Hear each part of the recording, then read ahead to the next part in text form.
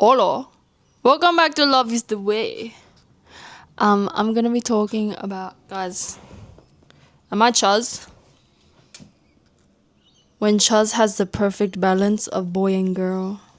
When Chuz looks like the perfect boy-girl specimen. Let's talkie, walkie-talkie about how to rebuild your reward system. Or how to get your brain to do things. Or how to overcome your compulsions. Or retrain your behavior. Or you get it. We are going to be talking about how to regain dopamine. Get your brain to do stuff. If you have ADHD or whatever it is, right? No meds. Medications never worked for me. So I'm like, what the hell now? So you're telling me I'm stuck with this freaking thing that I can't get rid of. And I'm still struggling with school and work. I can't get my brain to do things when I do assignments. But that kind of set the belief in that I couldn't do assignments on my own. So I see a lot of people with ADHD that are doing fine with school. Or, they have their meds and they're happy and it works. And that's great for them. But I'm like, so what is ADHD? Is it this huge spectrum? Like, where do I fall? Like, what amount of dopamine deficiency do I have? Is it trauma? Is it this? Is it that? Like, what the fuck is ADHD? That is such like a big umbrella term that, is not one size fits all. It's not the end all be all, right? How come one treatment or multiple treatments for this same exact condition isn't helping me? So, okay, damn, what do I do next? And I haven't even looked at the possible reasons behind my ADHD. Your ADHD is exacerbated or caused by a multitude of things. Have you even looked at all your body systems? Like, have you even looked at your nervous system? Have you even looked at your digestive system? Have you even looked, maybe you are missing a bacteria. Have you even looked at your genetics? Have you even looked at your, behaviors passed down by your mother and your father and your grandparents? Have you paid attention to your ethnic, your genetics, your ethnic predispositions, right? And your needs. Let's look at behavior. The condition model posits that beliefs are the result of neural processes that involve the perception of external information and the evaluation in terms of personal meaning determining a person's behavioral decisions. Thus, beliefs are fundamental representations of imaginative and emotional content that link an individual's prior experiences with their future behavior. So you can change your behavior through your beliefs, and you change your beliefs by your imaginative and emotional content. Downplaying your achievements is the fastest way to break your motivation because it just exaggerates your failures and your addictions. Okay, right now you have no one to coach you on and celebrate you, especially if you had no one like patting your back and all this, right? Reward system. Right now, the only way you reward yourself is through your phone or through external things. You're not internally motivated, right? This is why when a task is done, you're kind of like, okay, but I should have done that. You're not giving yourself an internal reward, especially if your self-worth has been low from previously failing, okay, not doing the things that you're meant to be doing, not completing the things that you planned out to do, okay? It takes a huge blow to your confidence when you can't physically do the things that you're meant to do. But the only thing that's stopping you, right, from not doing is your belief. I'm sorry. Yes, dopamine plays a huge role in it, right? Your brain is farting when you attempt to do something, but you have to rewire it, okay? You're responsible for your happiness. You're responsible for the way your life turns out. You can do this in addition to medication. Most likely, if you have ADHD or you've been you've had a roadblock between you and your actions, right? You've had a mental filter, and your mind and body are at a disconnect. You're most likely very hard on yourself. Okay, depression or whatever, or feeling down on yourself has most likely conditioned you to expect disappointment or fear when you try to complete a task.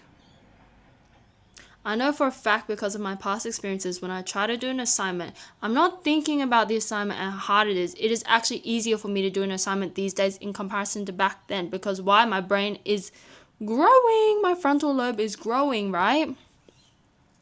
And it takes me far shorter. Like, if I compile the time that it takes me to do an assignment, it is like 3 hours altogether, but it's stretched out because the emotional weight behind this assignment is so big, because I expect disappointment, because I expect fear, because for me, I literally put myself in hospital because of this reason, because I felt like so much of a failure that I could not complete things that I thought it was like I was just not worth.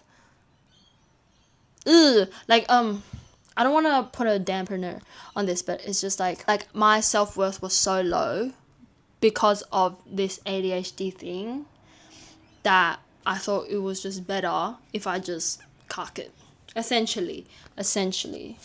Like, it was really that deep to me. It was really that much of a disappointment, because I thought it meant like it was the end of everything. It was the end of, like, this future that I have for myself, this vision that I had for myself, like uni, accolade, prestige, like academic, like,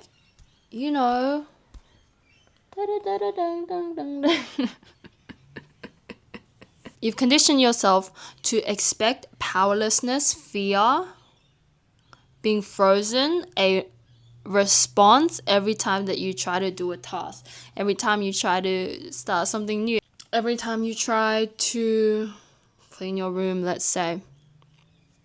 Okay? Let's pick a really common example. When you're depressed, right? You know that if you could clean your room, right, you would do it in about 30 minutes tops, or like whatever, 1 hour. It's not the task that's the problem. It's the emotional weight. It's the expectation behind that task that's stopping you. It's the, oh, I should have, why can't I? It's the fear, like it's being frozen. Fight or flight response. That's your body. It's your nervous system. Okay? So what do we gotta do? Animals, you have to train yourself. You have to retrain yourself like a dog. So when a dog walks, you really do. When a dog walks past another dog, right, and it's like, barking, what is it feeling? Fear. And how do you train them out of it? Treaties! Yes. Treaties! You have to start looking at things and their correlated reward or consequence. Yes. If you're very hard on yourself for tasks, right? You don't reward yourself after tasks. You know that, study is just something I have to do. Work is something I just have to do. Like, I'm not proud of myself because it's something that everyone else just does. Like, I'm not, like, I should have just done it already. And you think, oh my God, why don't I have any motivation? Duh! I mean, give a dog a bone. I don't even know what that means, but, you have to reward yourself for your goals, or find a negative correlation for your compulsions. The reason why you keep doing a compulsion is because you don't have a reward that is higher in your mind, right? Or a negative consequence. If you do drugs, right, the only positive reward in your head, the only thing that feels the same and feels better is probably a harder drug. Something that is more, that feels better, right? Because you know that a healthy, stable life is going to, maybe, but it's not going to feel better, right? Because your dopamine and serotonin, blah, blah, blah, blah, blah, blah, blah, blah, blah, blah, blah. You know that you should stop compulsively scrolling, right? and you should do your task and all that, but that reward of doing the task is not greater than your compulsion of being on the phone or smoking or drinking or whatever it is, or whatever compulsion you're trying to stop. Even gooning. Okay, you know you should stop gooning, but which one of you? Send me footage.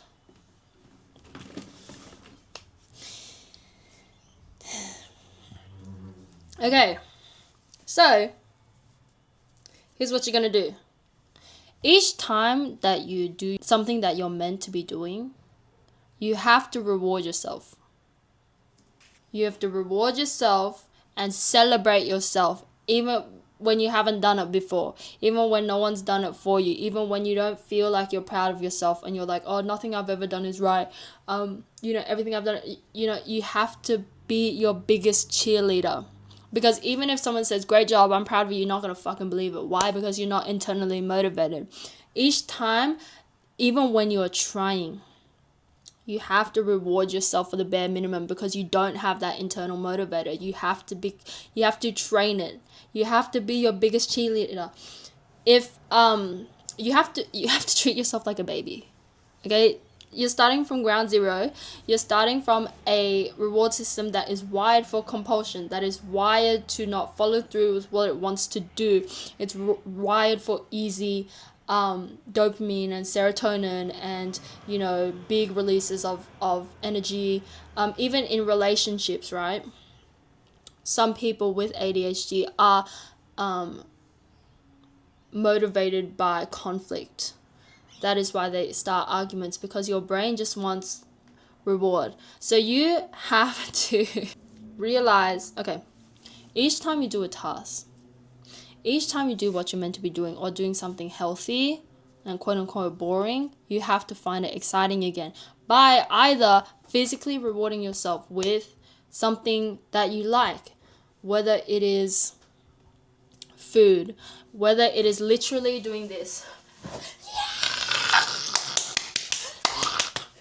Yes! Like, imagining every one of your cells cheering for you, imagining people that you love cheering you on, imagining that like any facet of yourself, any past self, any future self cheering you on, something that is very meaningful for you cheering you on. Like, feel the emotional and imaginative content of success and happiness. You're trying to invoke a reaction in you. Even if it's something as hard as getting out of bed. Even if it's something simple as trying. You don't have to reward yourself at the end. You have to reward yourself as you're trying. Okay? You're like, oh, I want to start going to the gym, but like I can't even. You have to baby yourself and reward yourself as you go along. Okay, the reason why like rewarding yourself at the end doesn't work sometimes, because it's not big enough. It's like, oh, I know I feel better when I do it, but you have to cheer yourself and rewire your brain to expect reward when you are trying to do something, when you accomplish, when you open the laptop, when you stop smoking, or when you choose sobriety over drugs, or when you use distraction techniques instead of your compulsion. Okay, like you can do urge surfing, right, when you feel a compulsion coming on, which is a meditation technique that they teach in DBT. If it doesn't help, it's because you still want an emotional release. You still want that bing bing bing, that dopamine, right, to go off. So you have to imagine, yes, or feed yourself a treat, right? Pork belly. What's on your plate? But learning how to be your biggest cheerleader is huge. So another thing to stop compulsion is to learn the consequence. Okay? If people are enabling you around you, You have to learn the consequences.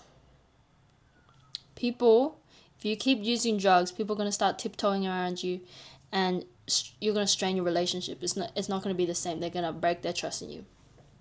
If you keep smoking, health issues. And your willpower gets weaker, and it's harder to stop. Okay? If you keep gooning, you can feel it. It's like everything is an emotional state, right? Addiction is an emotional state. Compulsion is an emotional state where it feels like you are compelled to do something and you can't stop. You're trying to get away from that, okay? Stop giving it power. You have to tell yourself the consequence. Every time that you feed your compulsions, it gets harder to stop. Or, just yucky.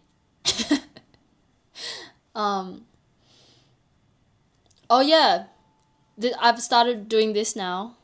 Each time that I scroll on TikTok for a large amount of time, I will hit myself. Roll up some fucking newspaper like a fucking dog. Okay? Cause I ain't literally snap out of it. Snap out of it. If you literally can't, keep beating yourself. Okay? If you can't learn consequences, or if you don't care about them, treat yourself like a fucking dog. Literally like a dog. Okay? The reward for your achievement has to overpower the reward for your compulsion, so you will want to keep on doing the behavior. Yes. And it has to be emotional reward. Okay? Because if you buy something for yourself, or, go out for an experience, yeah, it's cool, but, does that fulfill you? Or is the emotional, is the reward of that not really big to you? You want to learn how to be proud of yourself and to continue to do something without external reward. I thought I could reward myself with another task, so I was annoyed when I could not complete the task, and I couldn't complete both, so I feel frustrated. Like, if I have an assignment, I feel so stuck and fearful and compulsively go on my phone to regulate, and then I want to reward myself by going to the gym, but I can't do either because I haven't completed my assignment. I haven't chemically awarded myself for attempting, starting, and facing fear. Completing. The reward for completing is not greater than the reward or consequence of my compulsion. You have to reward yourself not by external things. Like, oh, if this happens, I can buy myself something. No. You have to use your imagination to create an emotional response.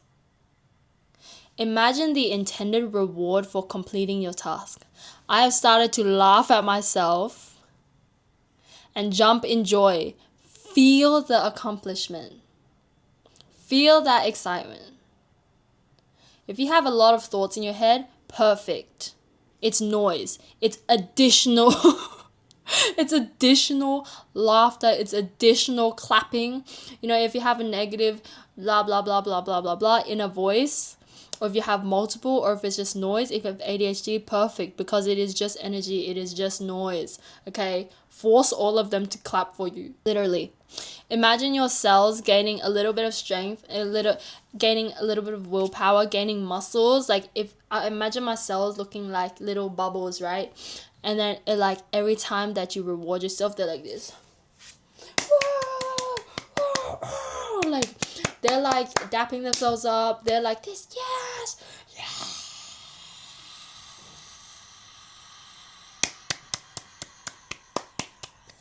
They're kissing each other.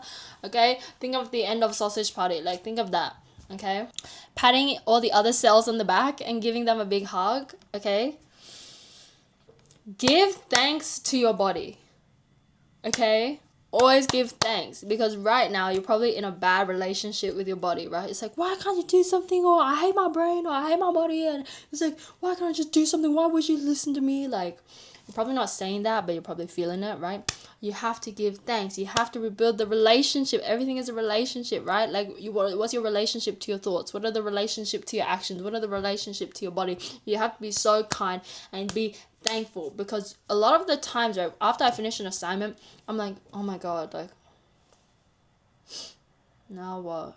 Like, I just put that off for so long, and then, like, I just held on to all that stress for so long, and then what? Like, I still have another assignment to go. You know, I'm not proud of myself, or I wasn't. You have to be kind. Have a little party every time you do something that is hard or facing your fears. Every time you face your fears and challenge your perception of something, challenge the pattern, right? Challenge the, like, emotional expectation behind something. Celebrate.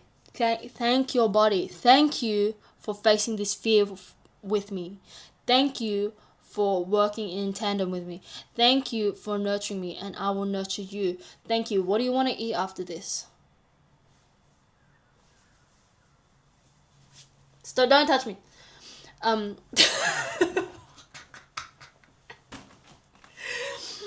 Like, where do you want to go after this? What do you want to do? Well, yeah, like, thank you. Like, what would you like to do? What do you want to do? Give a whole Oscar speech to your body. Embrace the improv. How do you expect to be a dungeon master and you can't even improv? I'm talking to myself. I want to play Dungeons and Dragons, but I don't even know how. I thank my body. You know, and it's getting back in touch with your body too. The more that you do this, the more comfortable you'll feel in yourself, the more confident you'll feel, the more conviction you'll have, the more, like, you can even dance better. I noticed that, like, when I'm out of my body, it's like, it's all stiff and whatever. Give a whole Oscar speech. I want to thank my body. I want to thank my body so much. Wait. I want to thank my body so much for letting me get here and working so hard with me to challenge my beliefs and to, you know, we're doing this as a team. It's not me versus you.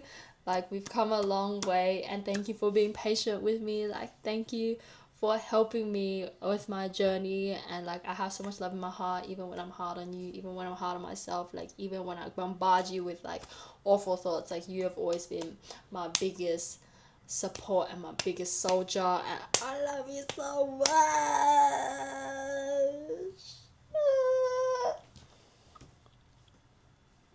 You can use visualization to boost this forward. Is it a family member being proud of you? Is it money? Is it perfect health? Is it free time? Is it feeling completely safe? Okay, visualize these things to invoke that emotional response. Look, if you've been hard on yourself for your whole life and had bad self-esteem, it's probably going to be met with a bunch of cringe. Like, you kind of get this when people give you compliments. You're like, ugh, like, out of, you know, like, I understand that you mean that, but, you know, there's disbelief. Okay, you have to embrace the cringe. Okay, be like, I'm embarrassed right now, but that's why everything is practice makes perfect. Okay, you're reconditioning yourself like a dog. You're facing your fears, and the more that you practice something, the easier it'll come. It'll come naturally. Yeah, it doesn't matter if another person commends you for something. It's the most meaningful when it's from yourself, because if someone gives you a compliment and you're like, you're not gonna believe it, are you? Say a task like cleaning a room, you'll probably look at it like a chore. You associate it with annoyance, or knowing that it has to be done, or inconvenience, something that you have to mentally prepare for. If you have a lot of clutter, if it's been a long time since you've last done it, you know, logically you'll feel better after it's done, but it remains unclean. So you have to create a reward or consequence that is greater than the emotional expectation of the task. Peace and love. Okay, that is how you retrain your brain. This works for anything at all. Name it, any behavior, even people. So you have to start looking at your behavior like a freaking adult. Okay, you can't just compulsively lash out at people. Okay, the consequence for that is what? You destroy relationships.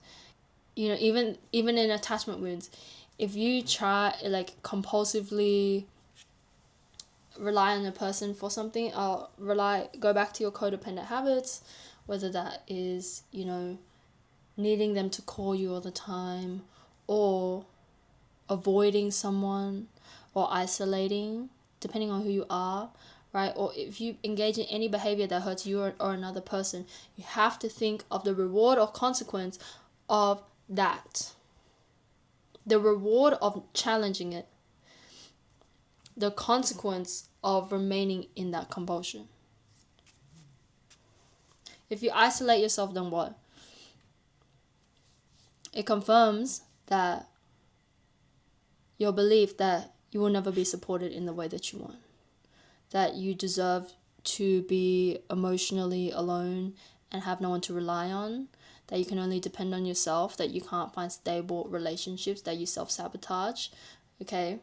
Consequence of relying on another person in the terms of anxious and being codependent, you self-neglect. You strain your relationship on the other person. You are not self-motivated, okay? The reward for challenging that is healthy relationships and interdependence, okay? Is regulation, is finally knowing what to do if triggers come your way, okay? So, like, if you feel like isolating, you have to think of, cheer yourself on when you reach out or when you open up a little bit. When you expect shame or expect rejection, but you challenge it anyways. Reward yourself, clap yourself on, cheer yourself on, and be like, yes, I am doing this. Like, this is such a huge thing for me, and I'm doing such a great job right now. Like, I'm proud of myself. All my cells are cheering each other on, patting each other on the back, and it's like, bang, bang, boom, boom, boom, boom, boom. Okay, I'm challenging myself. I know I expect this, but I'm challenging my fears. So, right, because mentally you know the consequences, but it doesn't really matter because you're like, I'm gonna do it anyway. You have to reward yourself. Learn how to reward yourself. Okay. Healthy self-esteem is a right, not a privilege. Okie dokies. Alright, pookies, I'll see you next week. Did I say... Okay. Have belief. It is so important for you to have the belief that anything that you do not want, you can change, and anything that you want, you can get. Anything you can train your body to do or unlearn, and nothing is set in stone. Any insecurity that you have, you can unlearn it. But it's in there forever. You can unlearn it with your reward system. Any whatever, you can change whatever. We are a sim. Remember, we're a sim. And yeah.